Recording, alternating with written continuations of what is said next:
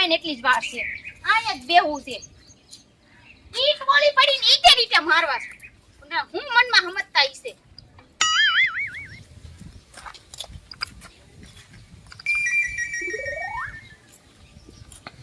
આ કોણ છે? તું સમજી જા કોણ છે ઈ. આયો. સૌની બધા કાગળિયા આ કાગળિયો બતાવી દઉં. આયા. આ વાંચી ગયો. વાંચ કાગળિયા તું. શું વાત છે ઈ?